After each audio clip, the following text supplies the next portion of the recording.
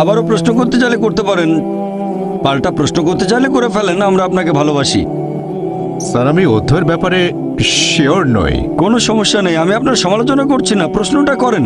আর আমি এখানে সঠিক কথাগুলো বলছি, আপনি যদি ভুল রেফারেন্স দিয়ে থাকেন তাহলে আমি সেটাকে শুধরে দেবো। বলছি না যেটা আপনাকে জানতেই হবে, আপনিও কম্পিউটার না, আমিও কম্পিউটার নই। তবে আমার মনে হয় এটা আছে 8 নম্বর সূরাতে। সম্ভবত সূর্য পৃথিবীর চারপাশে ঘুরছে। কোরআনের কোথাও এটা বলা নেই, আপনাকে আমিই বলছি। যে আয়াতটা বলেছেন সেটা সূরা আম্বিয়া অধ্যায় 21 আয়াত নাম্বার 33। তসলিমা নাসরিন এটা বলেছিল, এছাড়াও ইসলামের অনেক সমালোচকও বলেছিল।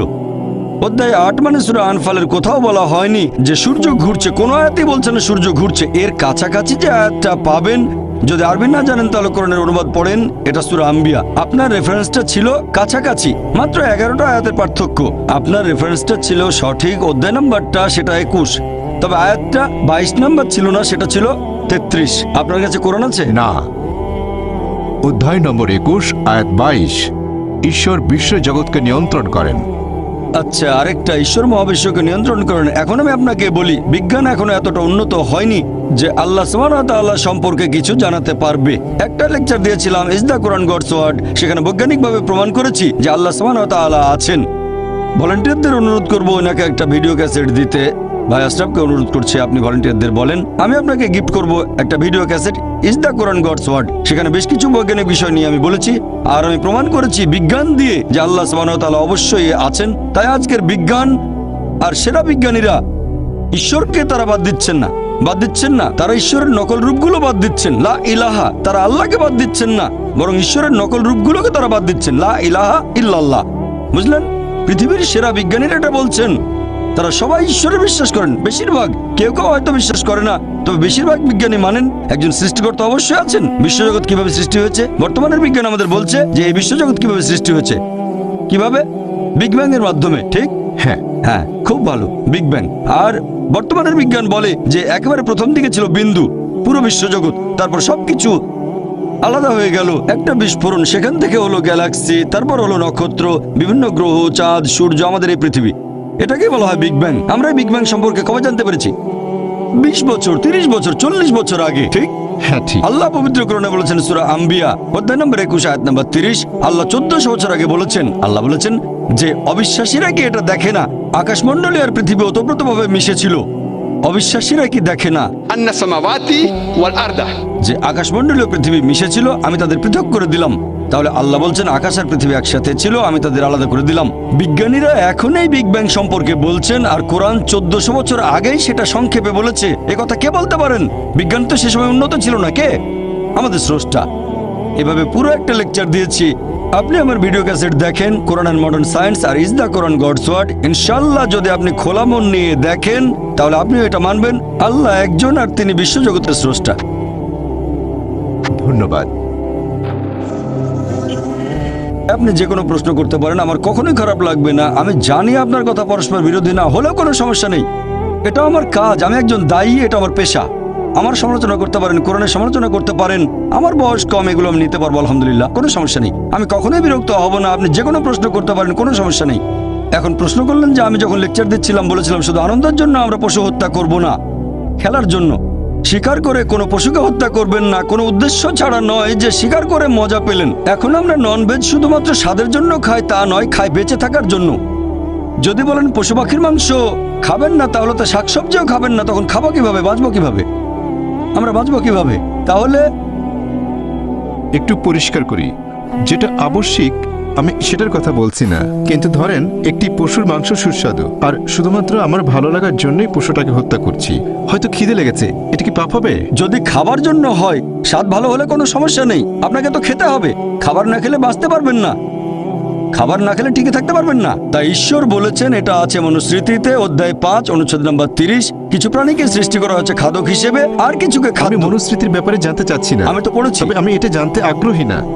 আমি জানতে চাচ্ছি আপনার মতামত কি? আমার এটা কি মতামত- সঠিক না ভুল? শুধুমাত্র খেতে সুস্বাদু বলে কোনো পশু হত্যা সঠিক কিনা? প্রাণী হত্যা করা মোটেও অপরাধ হবে না যদি করে থাকেন খাবারের জন্য। অনেক অনেক ধন্যবাদ। কেন? কারণ কোরআন অনুমতি দিয়েছে সূরা মাইদা অধ্যায় 5 আয়াত 1, মনুস্মৃতিও বলছে, আপনি হয়তো জানতে চান না কিন্তু অন্যদের জন্য বলছি, মনুস্মৃতির এই কথাটা আমি বিশ্বাস করি কিন্তু অন্য কথাগুলো বিশ্বাস করি না। তবে মনুস্মৃতির এই অনুচ্ছেদটা বিশ্বাস করি, অধ্যায় 5 অনুচ্ছেদ 30, সর্বশক্তিমান ঈশ্বর কিছু প্রাণীকে বানিয়েছেন খাদক আর কিছুকে খাদ্য। তাহলে যদি খাওয়ার উপযোগী কোনো প্রাণীর মাংস খান সেটা পাপ হবে না। একইভাবে পবিত্রকরণ বলছে কিছু প্রাণীকে সৃষ্টি করা হয়েছে খাবার জন্য। তবে হ্যাঁ, যদি নিষিদ্ধ কোনো প্রাণীর মাংস খান তাহলে সেটা পাপ হবে। তাহলে সেই গবাদি পশু, ভেড়া, গরু ইত্যাদি যেগুলো খাওয়ার অনুমতি আছে পবিত্র কোরআনে, সে প্রাণীর মাংস যদি খান সেটা সুস্বাদু হলেও কোনো সমস্যা নেই। কিছু মানুষ তো সুস্বাদু ভেজিটেবল খেতে চায়, কেউ খায় বেগুন, কেউ হয়তো খায় ফুলকপি, কোনো সমস্যা নেই। যদি আপনার কথা মেনে নেই তাহলে তো কিছুই খাওয়া যাবে না। হয় আমাদের গাছপালা হত্যা করতে হবে, না তো প্রাণী হত্যা। তো খাওয়ার সময় যদি ভালো খাবার খান, খাবার নষ্ট না করেন, খাবার নষ্ট করা ঠিক না, খাবার নষ্ট করা এটা ভালো না। যদি হত্যা করেন খাওয়ার জন্য, বেঁচে থাকার জন্য, সেটা সুস্বাদু হলেও সমস্যা নেই, অনুমতি আছে। পবিত্র কোরআনে কথা বলছে সূরা মাইদা অধ্যায় 5 আয়াত 1, সূরা নাহল অধ্যায় 16 আয়াত 5, এছাড়াও সূরা মুমিনুন অধ্যায় 23 আয়াত 21। আশা করি উত্তরটা পেয়েছেন। এবারের প্রশ্ন পুরুষদের মধ্য থেকে। তবে 50 বছর আগে বা কয়েকশো বছর আগে আমার মনে হয় না পুরো পৃথিবী জুড়ে ইসলাম প্রচারিত হয়েছিল।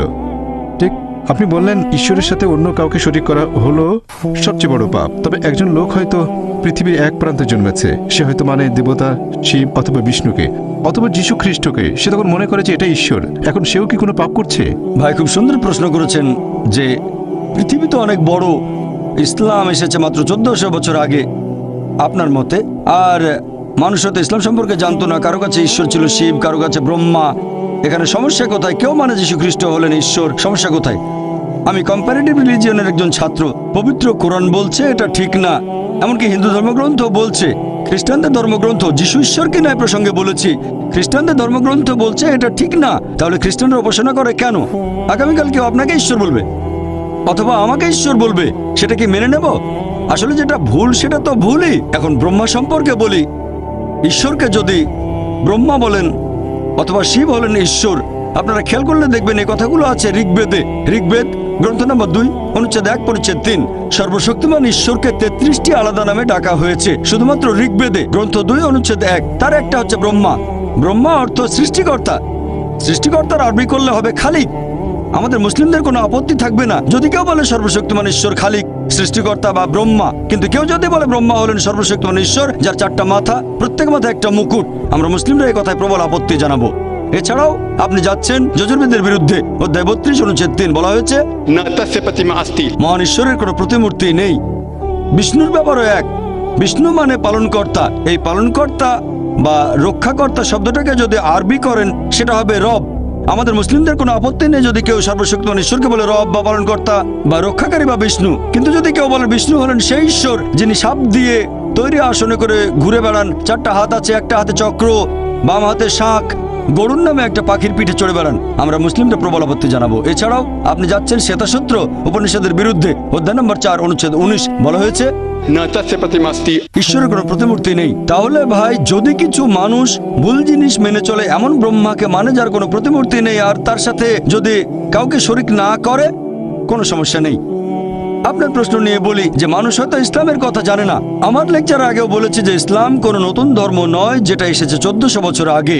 ইসলাম আছে সভ্যতার পূর্বলগ্ন থেকে, আর যীশু খ্রিস্ট নিজেও প্রচার করেছেন ইসলাম।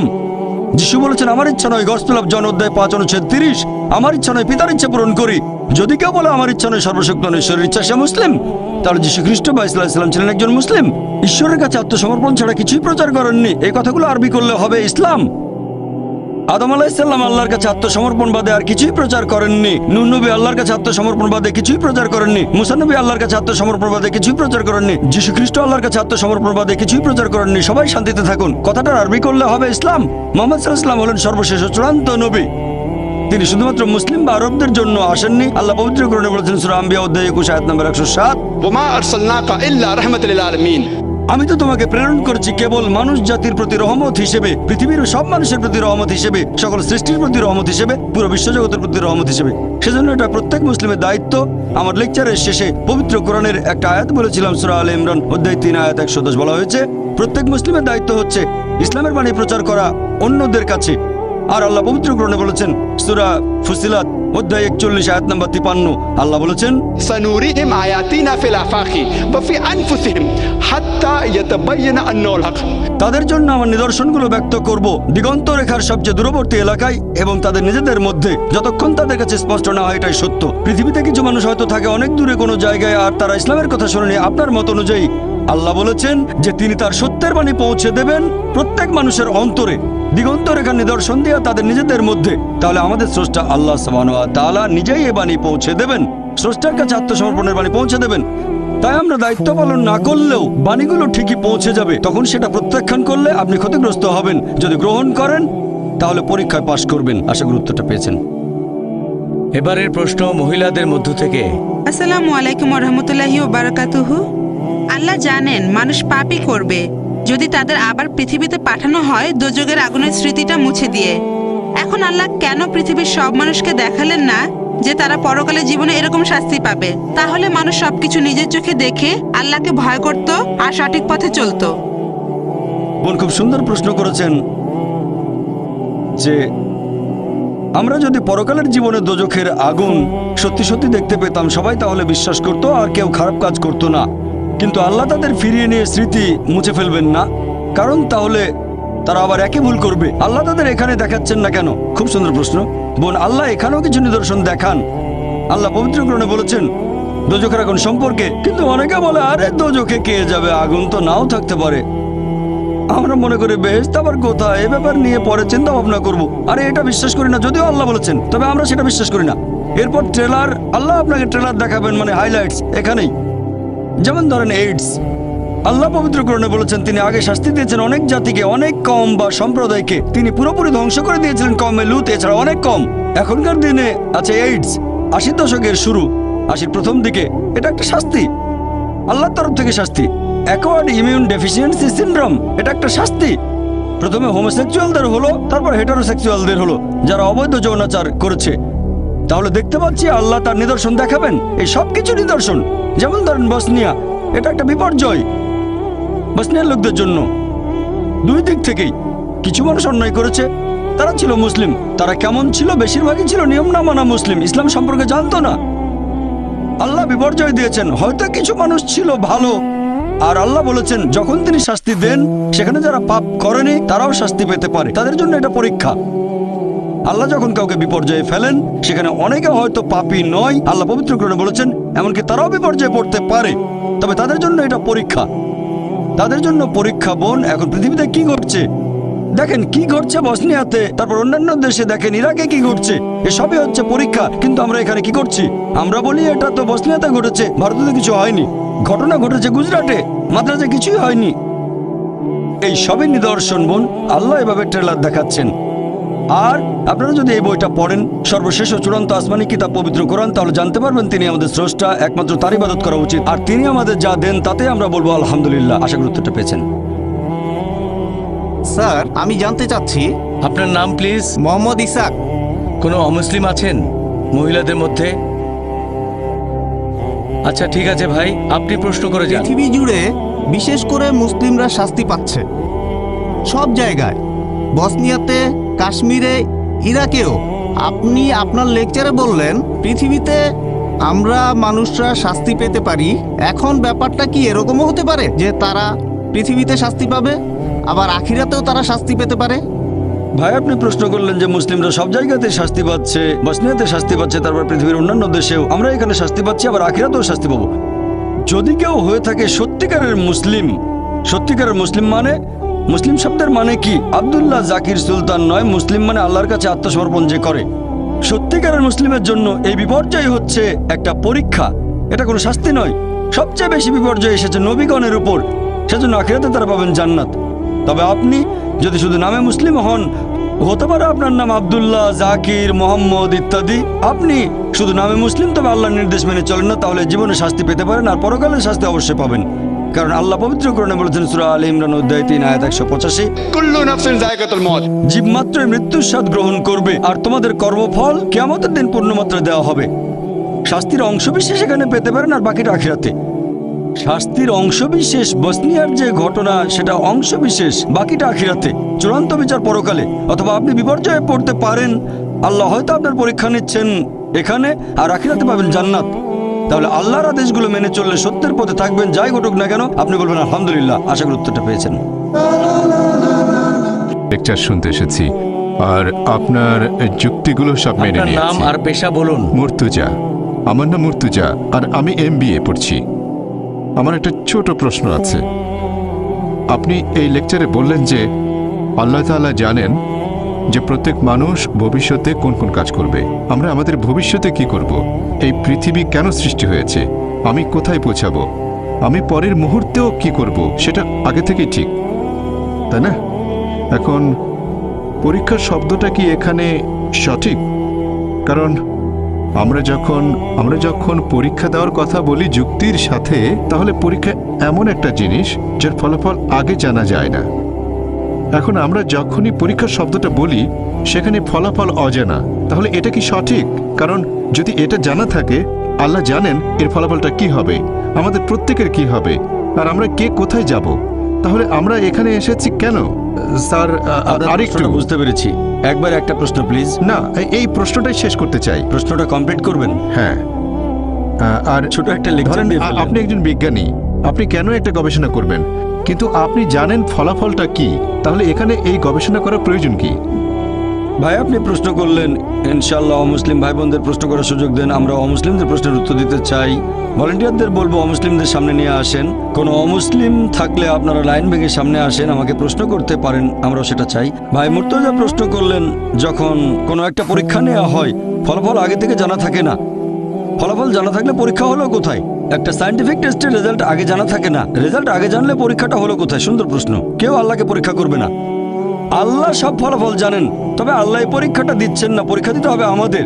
আপনি আমি আগে ফলাফল জানি না, আমি আমার ফলাফলগুলো জানি না, আমি জানি না বেহেশতে যেতে পারবো কিনা। যদি জানতাম বেহেশতে যাব তাহলে আজকে কষ্ট করে মাদ্রাসে আসতাম না। এই পৃথিবীর বিভিন্ন দেশে যায়, আমার অনেক পরিশ্রম হয়, আমি তো জানি না আমার জন্য বেহেশত নিশ্চিত কিনা।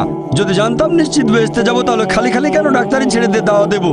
আমি জানি না, আমি নিশ্চিত না যে বেহেশতে যেতে পারবো কিনা। আমি আল্লাহ তাআলার কাছে দয়া প্রার্থনা করছি, আমাকে দয়া করো, বেহেশতে দাখিল করো। আমি আল্লাহ তাআলার কাছে দোয়া করছি। এভাবে বলবো না যে আমি খুব ভালো দায়িতা বেহেশতে চলে যাব।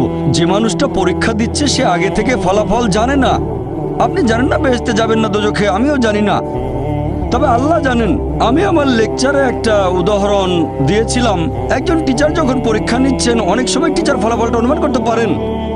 টিচার জানেন এই ছাত্র পরীক্ষায় ফার্স্ট হবে, তারপরে এই ফেল করতে পারে। তাহলে কি বলবেন যে আমি পরীক্ষা দিতে যাব না? পরীক্ষা দেবেন আপনি, টিচার পরীক্ষা দেবেন না।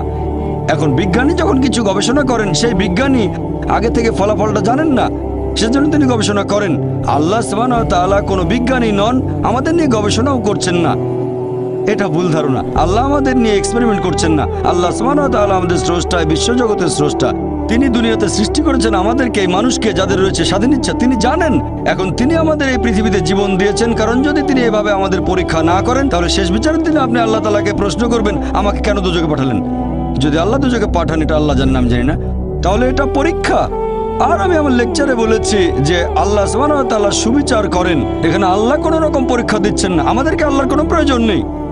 আল্লাহ এমনিতেই সবচেয়ে মহান, আমরা এখানে পরীক্ষা দিচ্ছি আর আমরা ফলাফলটা জানি না। যেহেতু ফলাফল জানি না, সেজন্য আমরা যথাসাধ্য চেষ্টা করছি। আর আমরা আল্লাহ তাআলার কাছে দোয়া করব, তিনি যেন আমাদের দয়া করেন, আমাদের ক্ষমা করেন, বেহেশতে দাখিল করেন। আমিন। এবারে পরের প্রশ্ন পুরুষদের মধ্য থেকে।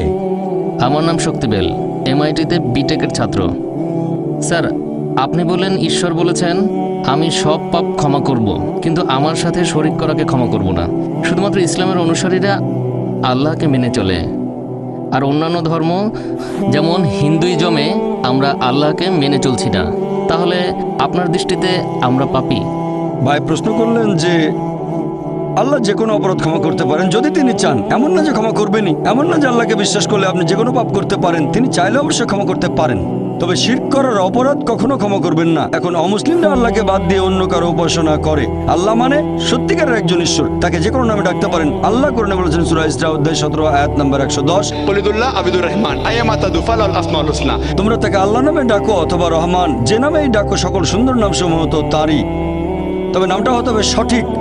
কাউকে জন্ম দেননি, কেবলমাত্র একজন। যদি একমাত্র আল্লাহর ইবাদত করেন, তাকে যে নামেই ডাকেন হতে হবে সুন্দর নাম। সঠিক ধারণা হলে সমস্যা নেই। কিন্তু যদি অন্য কারো উপাসনা করেন, যদি কাউকে শরিক করেন, যেমন অনেকে বলে যীশু খ্রিস্ট ভাই সাল্লাল্লাহু আলাইহি ওয়াসাল্লাম হলেন ঈশ্বর, আমরা বিশ্বাস করি তিনি আল্লাহ তাআলার রাসূল। যদি তাকে ঈশ্বর বলেন তাহলে সেটা শুধু পাপই নয়, সবচেয়ে গুরুতর পাপ। পবিত্র কোরআন অনুযায়ী, আমার কথা নয়, কোরআন বলছে সূরা নিসা অধ্যায় 4 আয়াত নম্বর 48, সূরা নিসা অধ্যায় 4 আয়াত নম্বর 116। শুধু যে কোরআন বলছে তাই নয়, বাইবেলে কথা বলছে। এমনকি বাইবেলও বলা আছে, সর্বশক্তিমান ঈশ্বর বলেছেন, বুক অব ডিউটেরোনমি অধ্যায় 5 অনুচ্ছেদ 7 থেকে 9, তোমরা সর্বশক্তিমান ঈশ্বরের কোনো প্রতিমা তৈরি করবে না, এটা পাপ। এমনকি ঋগ্বেদও বলছে এটা একটা পাপ। যজুর্বেদ অধ্যায় 32 অনুচ্ছেদ 3 বলছে এটা পাপ। তাহলে শুধু কোরআন একাই বলছে না এটা পাপ, এমনকি হিন্দু ধর্মগ্রন্থ বলছে এটা পাপ। ধরো একজন মুসলিম বললো আমি আল্লাহকে বিশ্বাস করি, তারপর ইবাদত করা শুরু করলো মুহাম্মদ সাল্লাল্লাহু আলাইহি ওয়াসাল্লামকে, নাউজুবিল্লাহ। এটা উদাহরণ দিচ্ছি। সে বললো আমি আল্লাহকে বিশ্বাস করি, তারপর মুহাম্মদ সাল্লাল্লাহু আলাইহি ওয়াসাল্লামকে ইবাদত করা শুরু করলো, তাহলে সে বেহেশতে যেতে পারবে না। একইভাবে কোন খ্রিস্টান যদি এখন যীশু খ্রিস্টের উপাসনা করে, কিন্তু বাইবেল বলছে উপাসনা করা উচিত না, বেদ বলছে অন্য কারো উপাসনা করবে না, তাহলে আপনাদের বেদ অনুযায়ী আপনি হবেন পাপী, তারপর ভগবদ্গীতা অনুযায়ী আপনি হবেন পাপী, তারপর উপনিষদ অনুযায়ী আপনি হবেন পাপী, পবিত্র কোরআন অনুযায়ী আপনি হবেন পাপী, খ্রিস্টানদের বাইবেল অনুযায়ী আপনি হবেন পাপী। আশা করি উত্তরটা পেয়েছেন।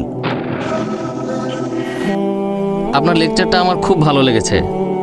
পবিত্র কোরআনে এরকম লেখা আছে যে আল্লাহ যীশু খ্রিস্টকে বলেছেন, তুমি কি তোমার লোকদের বলেছ ট্রিনিটি হিসেবে তোমাকে আর তোমার মাকে উপাসনা করতে?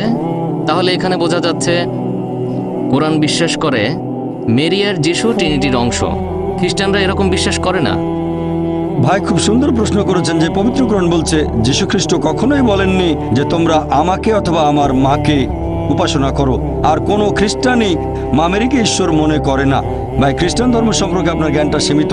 খ্রিস্টান ধর্মের মধ্যে 1000-এরও বেশি উপদল আছে, 1000 তারও বেশি। আমি সবগুলোর নাম জানি না। এরকম একটা উপদলের নাম হচ্ছে ম্যারিয়ান এক্স। তারা বিশ্বাস করে যে ট্রিনিটি, এখানে 3 জনের মধ্যে একজন হলেন মা মেরি। তারা বিশ্বাস করে মা মেরি ঈশ্বর, যদিও এরা সংখ্যায় অনেক কম, এখন তারা আছে কিনা তাও জানি না। তবে আপনি যদি খ্রিস্টান ধর্মের গ্রন্থগুলো পড়েন, সেখানে এরকম উপদলের কথা আছে যারা বিশ্বাস করত যে মা মেরি হলেন ঈশ্বর। আশা করি উত্তরটা পেয়েছেন। আমি খ্রিস্টান ধর্মের অনুসারী। এখন পবিত্র বাইবেলের কোনো জায়গায় আমি এরকম দেখিনি যেখানে যীশুখ্রিস্ট বলেছেন যে তোমরা আমার মায়ের উপাসনা করো।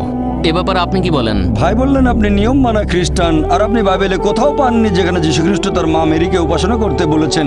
যীশুখ্রিস্ট বাইবেলে এটাও বলেননি যে তোমরা আমার উপাসনা করো, তারপর আপনার উপাসনা করছেন। বাইবেলে যে কথা বলছে কোরআনে সে কথাগুলো বলছে না। কোরআন যেটা বলছে সেটা হলো কিছু লোক মা মেরির উপাসনা করতো, একইভাবে বাইবেলও বলছে। আর আপনি পুরো বাইবেল ঘেটে কোথাও পাবেন না যে যীশুখ্রিস্ট বলেছেন একেবারে পরিষ্কারভাবে, গোটা বাইবেলে একটা অনুচ্ছেদ পাবেন না যেখানে যীশুখ্রিস্ট বলেছেন আমার উপাসনা করো, আমি ঈশ্বর। তারপরে খ্রিস্টানরা করে, আপনি করেন না, সেজন্য আলহামদুলিল্লাহ, আপনাকে অভিনন্দন জানাই। যীশুখ্রিস্টকে যদি ঈশ্বর বলে না মানেন তাহলে আলহামদুলিল্লাহ, আপনি ইসলামের আরো কাছে আসলেন। আর যীশুখ্রিস্ট নিজের মুখেই বলেছেন, গসপেল অফ জন অধ্যায় নম্বর 16 অনুচ্ছেদ 11 ও 12, আমি তোমাদের অনেক কথা বলতে চাই, কিন্তু সেগুলো এখন সহ্য করতে পারবে না, কারণ যখন সত্যের আত্মা আসবেন তিনি সবাইকে সত্যের পথে নিয়ে যাবেন। তিনি নিজ থেকে কিছু বলবেন না, যা শুনবেন তা বলবেন। তিনি আমাকে মহিমান্বিত করবেন। তার মানে আরেকজন রাসূল আসবেন। এখানে বলা হচ্ছে সর্বশেষ চূড়ান্ত নবী মুহাম্মদ সাল্লাল্লাহু আলাইহি ওয়াসাল্লামের কথা। যদি বাইবেলে বিশ্বাস করেন তাহলে বাইবেলে উল্লেখিত সর্বশেষ নবীকেও বিশ্বাস করবেন, অর্থাৎ নবী মুহাম্মদ সাল্লাল্লাহু আলাইহি ওয়াসাল্লাম। আশা করি উত্তরটা পেয়েছেন। পরের প্রশ্ন পুরুষদের মধ্য গুড ইভিনিং স্যার। আমার প্রশ্ন হলো, ঈশ্বর কেন আমাদের সৃষ্টি করেছেন, কেন এই পৃথিবীতে পাঠিয়েছেন, আর কেন বেহেশত দোজখ সৃষ্টি করেছেন? ভাই প্রশ্ন করলেন ঈশ্বর আমাদের কেন সৃষ্টি করেছেন আর এখানে পাঠিয়েছেন। আজকের লেকচারের টপিকই ছিল এটাই, কেন। পুরো লেকচারটাই ছিল এই টপিকের উপর যে ঈশ্বর আমাদের কেন সৃষ্টি করেছেন, পরীক্ষা করার জন্য। এখন ধরেন কেউ একজন পরীক্ষা দিতে বসেছে, এমবিবিএস পরীক্ষা। এখন তো আপনি বলেছেন আমাদের পরীক্ষা নেওয়া হচ্ছে। হ্যাঁ, সেটাই বলছি, পুরো লেকচারের টপিক ছিল এটাই। আর আপনি যদি ঈশ্বর আমাদের মানুষ হিসেবে সৃষ্টি করেছেন কেন, আচ্ছা, তার প্রয়োজন কি? ভালো, ঈশ্বর কেন মানুষ হিসেবে সৃষ্টি করেছেন? আচ্ছা, এটা খুব ভালো প্রশ্ন। ঈশ্বর কেন আমাদের মানুষ হিসেবে সৃষ্টি করেছেন, আমি আরেকটা দৃষ্টিভঙ্গি থেকে বলছি। আপনারা দেখবেন আল্লাহ পবিত্র কোরআনে বলেছেন যে আল্লাহ যখন জিজ্ঞেস করলেন কারা মানুষ হিসেবে পৃথিবীতে আসতে চায়, তখন পাহাড় পর্বতেরা সবাই বলেছিল না, কিন্তু মানুষ অজ্ঞতায় সে বলল হ্যাঁ আমি মানুষ হিসেবে আসতে চাই। কারণ আল্লাহর অন্যান্য সৃষ্টির কোনো স্বাধীন ইচ্ছা নেই, যেমন ফেরেশতাগণের কোনো স্বাধীন ইচ্ছা নেই, তবে আপনি মানুষ হিসেবে জন্মালে স্বাধীন ইচ্ছা থাকবে। এই স্বাধীন ইচ্ছা থাকার পরও যদি আল্লাহকে মেনে চলেন তাহলে ফেরেশতাগণের উপরে চলে যাবেন, আর স্বাধীন ইচ্ছা থাকার পরে যদি আল্লাহকে না মানেন তাহলে ফেল করবেন। তাহলে আমরা মানুষরা অজ্ঞ, আমি সহ, আমিও অজ্ঞ। আমি বলি আমি পরীক্ষায় ডিস্টিংশন পাবো, অনেক নম্বর, কিন্তু কোরআন বলছে আমরা মানুষরা অজ্ঞ, আমরা পরীক্ষা দিতে রাজি হয়েছি, এখন পরীক্ষা চলছে। আমার স্মৃতিতে সেটা নেই, শেষ বিচারের দিনে আল্লাহ সেই স্মৃতি দিয়ে দেবেন। আল্লাহ পবিত্র কোরআনে বলেছেন আল্লাহ কথা দিয়েছেন সূরা আরাফ অধ্যায় নম্বর 7 আয়াত নম্বর 172, আমি আদম সন্তানের পৃষ্ঠদেশ থেকে তাদের বংশধরদের বের করি আর তাদের বলি তোমরা কি মানো আল্লাহ একজন? তারা বলে হ্যাঁ আমরা মানি। এখন স্মৃতিটা আমাদের মাথায় নেই, শেষ বিচারের দিন আল্লাহ স্মৃতিটা আবার মাথায় দিয়ে দেবেন। আমরা অজ্ঞ বোকা, তাই বলেছিলাম আমরা পরীক্ষা দিতে রাজি আছি। ধরেন কেউ এমবিবিএস পরীক্ষা দেওয়ার ইচ্ছা করলো, টিচারও বললেন দাও, সে মেডিকেল কলেজে অ্যাডমিশন পেলে সমস্যা নেই, পরীক্ষা দেবে। যদি ফেল করে সেটা তার সমস্যা, যদি পাস করে তার সুবিধা। বুঝতে পারলেন? এক একজনের পরীক্ষা এক এক রকম, কে কেমন প্রশ্ন পাবে সেটা নির্ভর করবে টিচারের উপর। এভাবে বলবেন না যে স্যার আমাকে এই প্রশ্নটা দিলেন কেন, এটা পুরোপুরি সেই টিচারের হাতে। তিনি আপনাকে দিতে পারেন 1 নম্বর বা 2 নম্বর প্রশ্ন, সেই প্রশ্ন আসতে পারে 3 নম্বর বা 5 নম্বর অধ্যায় থেকে। একইভাবে আল্লাহ সুবহানাহু ওয়া তাআলা এক একজন মানুষকে এক একভাবে পরীক্ষায় ফেলেন। কিছু মানুষকে বানান তিনি ধনী, কিছু মানুষকে বানান গরিব, কিছু মানুষ স্বাস্থ্যবান, কিছু মানুষ অসুস্থ। তবে আল্লাহ তাআলা যার যেভাবে পরীক্ষা নেবেন সেভাবেই তার বিচার করবেন। যদি পরীক্ষাটা কঠিন হয়ে থাকে তাহলে টিচার খাতা দেখবেন ছাড় দিয়ে, আর যদি পরীক্ষা সোজা হয় টিচার তাহলে খাতা দেখবেন করা হয়ে। একইভাবে আল্লাহ সুবহানাহু ওয়া তাআলা যাকে যে সুযোগ সুবিধা দিয়েছেন তার উপর নির্ভর করে বিচার করবেন, আর তিনি শ্রেষ্ঠ সুবিচারক। আশা করি উত্তরটা পেয়েছেন। এবারে শেষ প্রশ্ন, আপনি কি প্রশ্ন করবেন ভাই? ঠিক আছে, এটাই হবে আমাদের শেষ প্রশ্ন, তারপর অনুষ্ঠান শেষ করব। আপনার লেকচার নিয়ে প্রশ্ন।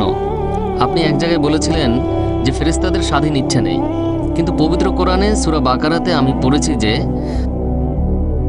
আল্লাহ তাআলা আদেশ করার পরও ইবলিস আদমকে সিজদা করেনি। তাহলে তো ইবলিসের স্বাধীন ইচ্ছা আছে, একটু ব্যাখ্যা করেন। মাশাআল্লাহ, ভাই বিবেক অনেক কিছু জানেন, কোরআন পড়েছেন মাশাআল্লাহ।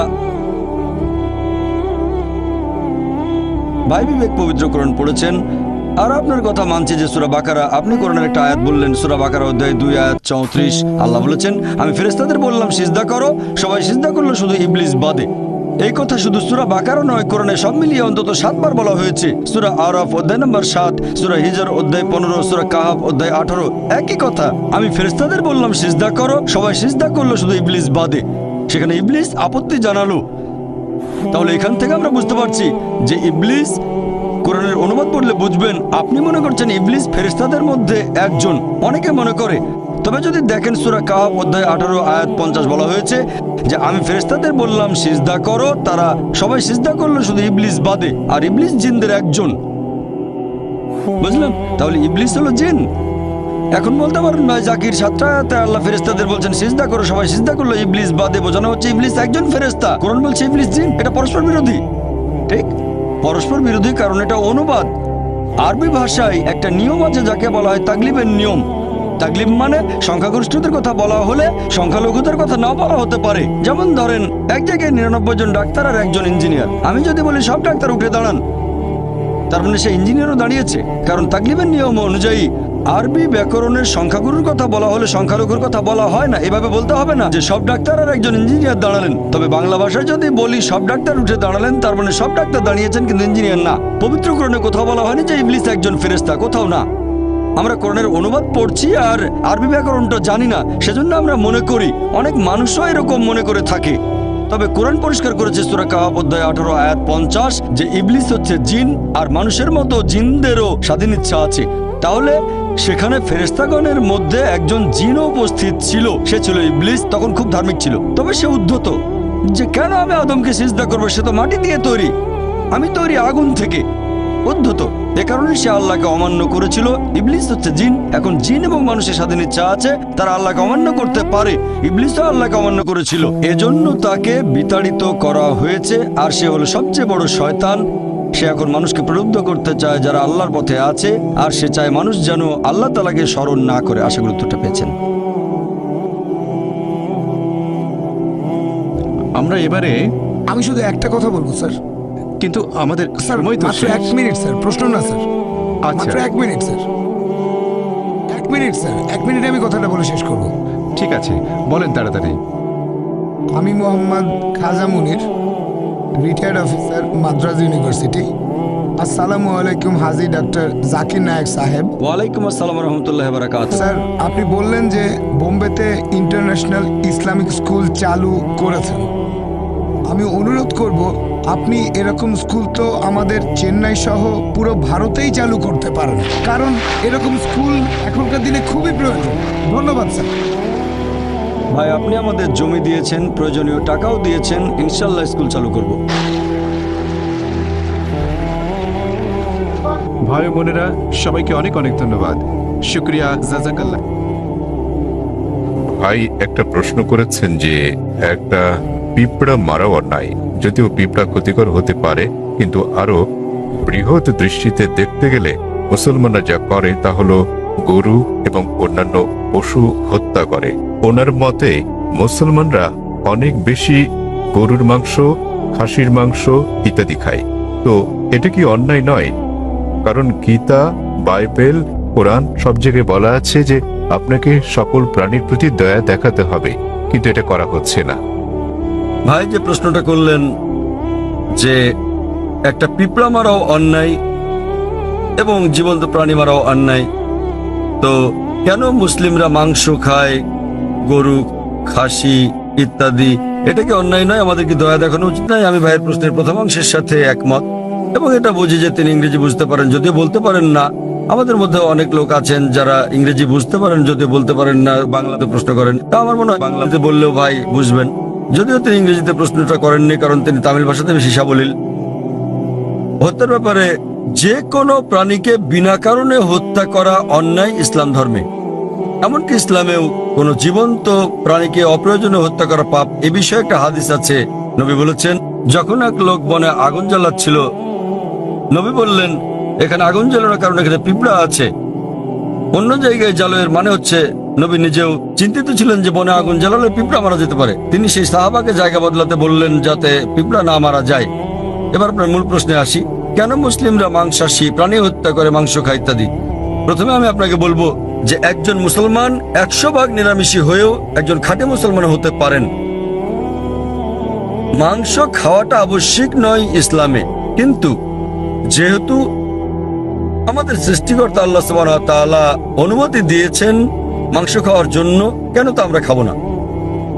আপনি যদি ভেবে দেখেন, পবিত্র কোরআনে বলা আছে সূরা মাইদা অধ্যায় 5 আয়াত নম্বর 1 যে তোমাদের জন্য বৈধ হলো চতুষ্পদ পশু। তাহলে চতুষ্পদ পশু খাওয়া আমাদের জন্য বৈধ। কোরআন বলছে সূরা নাহল অধ্যায় 16 আয়াত নম্বর 5 যে সর্বশক্তিমান আল্লাহ তোমাদের জন্য বৈধ করেছেন গবাদি পশুর মাংস। এবং আরো অন্যান্য জায়গায় সূরা মুমিনুন অধ্যায় 23 আয়াত নম্বর 21, আরো অনেক জায়গায়। এখন আমরা যদি বৈজ্ঞানিকভাবে বিশ্লেষণ করি, এমন কোনো নিরামিষ খাবার নেই যাতে মানুষের প্রয়োজনীয় সকল উপাদান রয়েছে। মানুষের দরকার হয় অ্যামিনো অ্যাসিড, 21 ধরনের অ্যামিনো অ্যাসিডের দরকার হয়, যার মধ্যে অধিকাংশই শরীরে উৎপন্ন হয়, কিন্তু 8টি খাবারের মাধ্যমে জারিত করা হয়। এদেরকে বলা হয় 8টি আবশ্যকীয় অ্যামিনো অ্যাসিড। আমার জানা মতে এমন কোনো শাকসবজি নেই যাতে 8 ধরনের অ্যামিনো অ্যাসিড আছে। তাই এমন কোনো শাকসবজি নেই যেটাকে বলা হয় সম্পূর্ণ খাদ্য।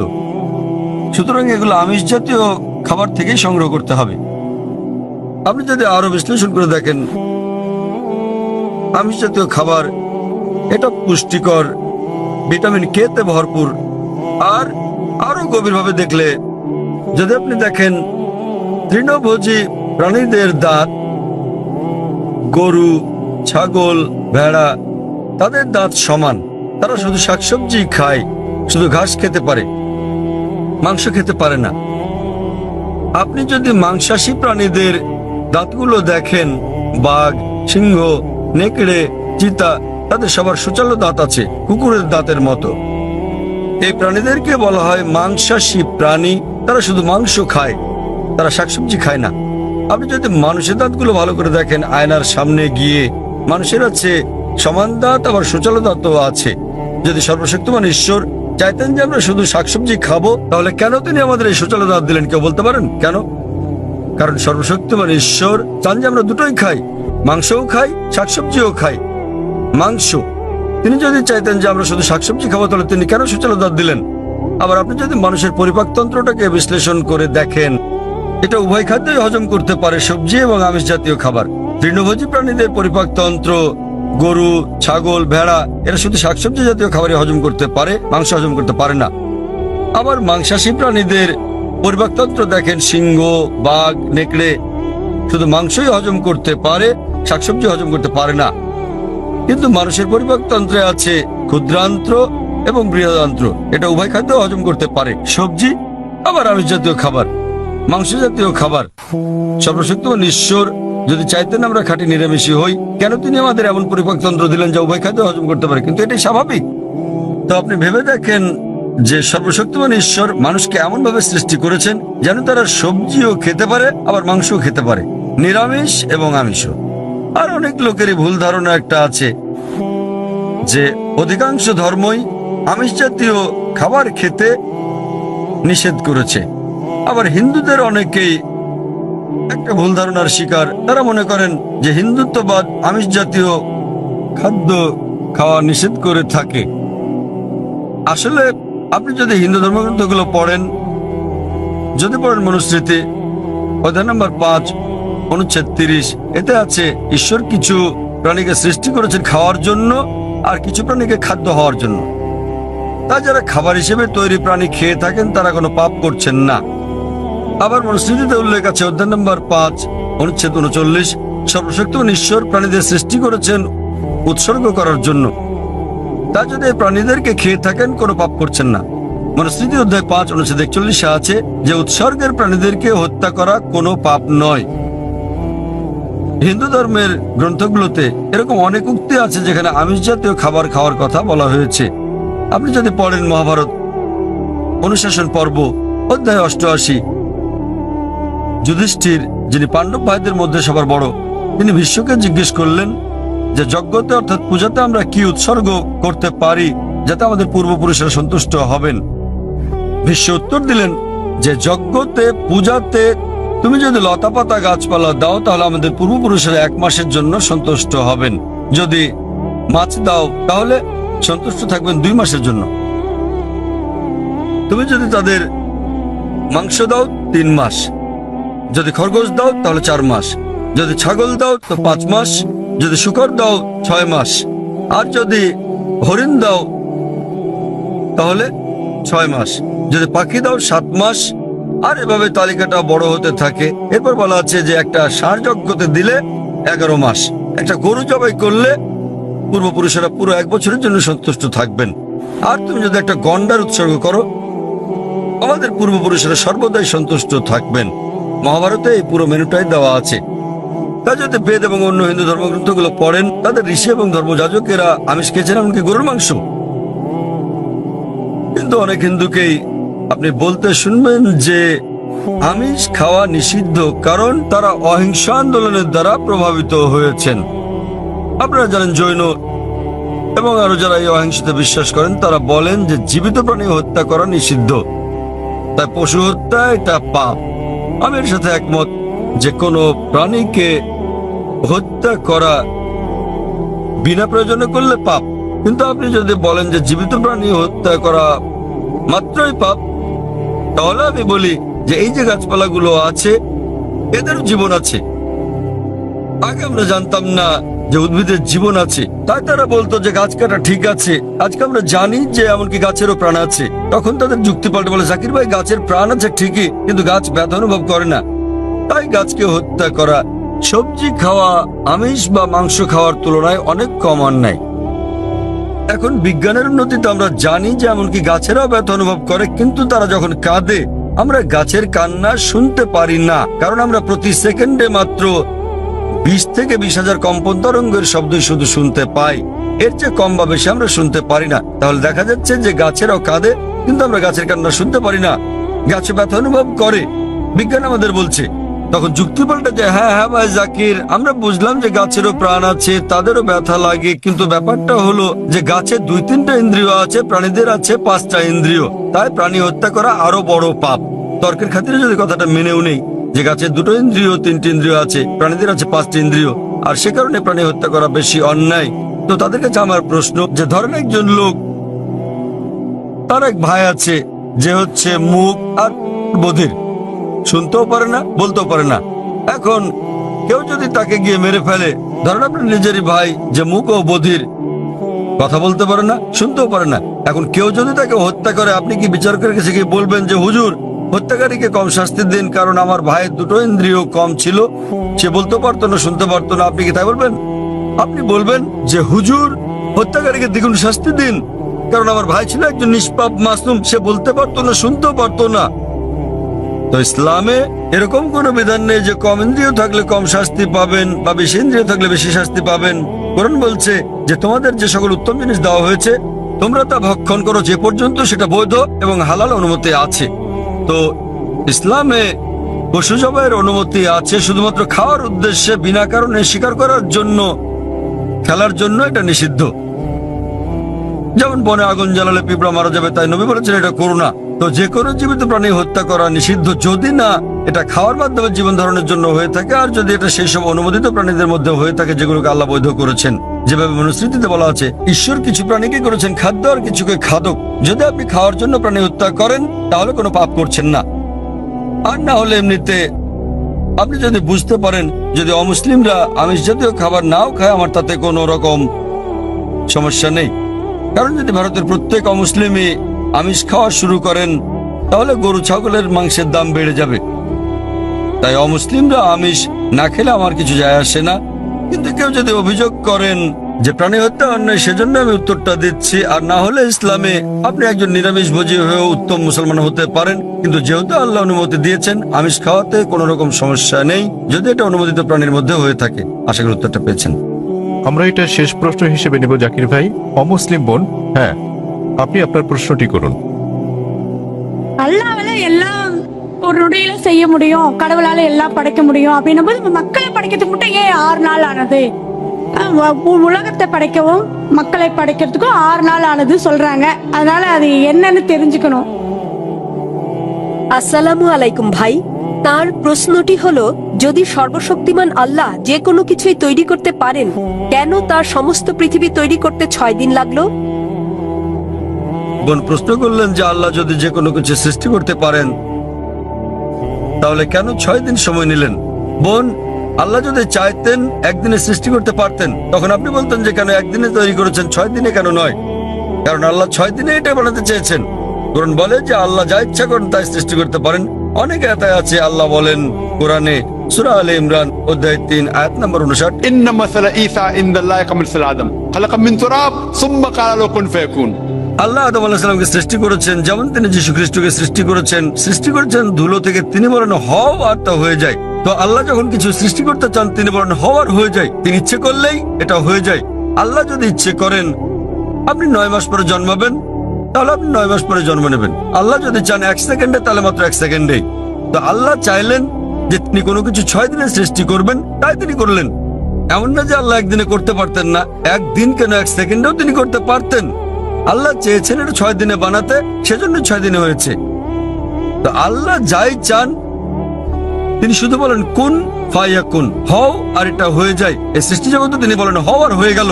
তবে আল্লাহ এটা 6 দিনে বানাতে চেয়েছিলেন, সেজন্য 6 দিনে হয়েছে। এমন না যে তিনি এর চেয়ে কম বা বেশি সময় বানাতে পারতেন না, এটাই তিনি চেয়েছিলেন। আর আল্লাহ যাই ইচ্ছা করেন তাই হয়ে যায় সহজে। আশা করি উত্তরটা পেয়েছেন। এক ভাইয়ের কাছ থেকে একটা অনুরোধ এসেছে যে যারা ইসলাম গ্রহণ করেছেন, আমরা অনুষ্ঠানটা শেষ করার আগে এক ভাই নেলসন ম্যান্ডেলা তিনি গ্রহণ করেছেন ইসলাম। আমি তার হাতে কোরআনের একটি অনুবাদ তুলে দিতে চাই। আমি স্বেচ্ছাসেবক বোনদের অনুরোধ করবো তার হাতে একটি কোরআনের অনুবাদ তুলে দিতে, যে মহিলা ইসলাম গ্রহণ করেছেন। নেলসন ম্যান্ডেলাকে অনুরোধ করবো, তিনি কি আছেন? নেলসন ম্যান্ডেলা কি এখানে আছেন? হ্যাঁ, অনুরোধ করছে মঞ্চে আসার জন্য যাতে আমি আপনাকে কোরআনের অনুবাদ দিতে পারি।